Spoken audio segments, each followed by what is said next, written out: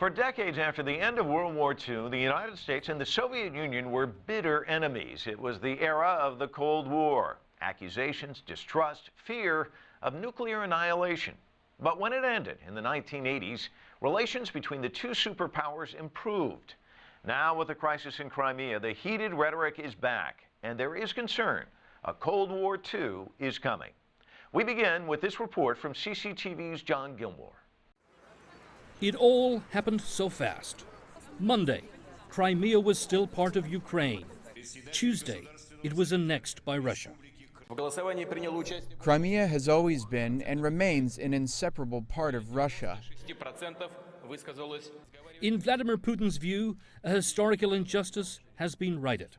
After Crimeans voted last weekend to rejoin Russia, he wants the West to respect what he calls the free will of the Crimean people. But for Western leaders, the move is a flagrant violation of international law. Russia has offered a variety of arguments to justify what is nothing more than a land grab.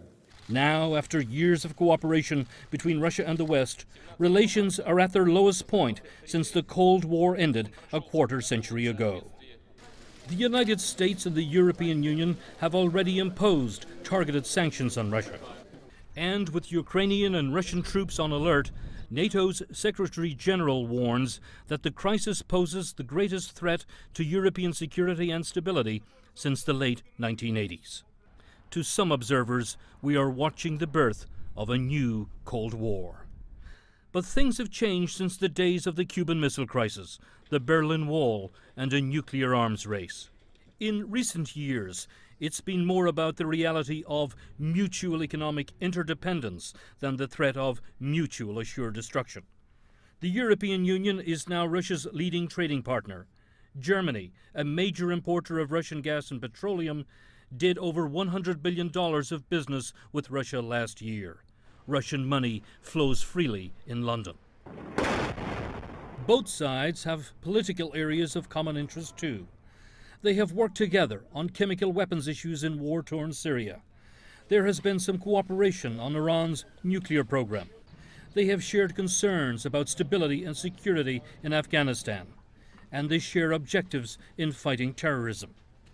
But Presidents Obama and Putin have had a rocky relationship. After Russia gave temporary asylum last summer to NSA leaker Edward Snowden, Obama canceled a trip to Moscow. And now this. Accusations, tough talk, no backing down. What can be done? Is Crimea just a local drama that will quickly fade? Or have we reached a turning point in international relations with serious fallout ahead? John Gilmore, CCTV.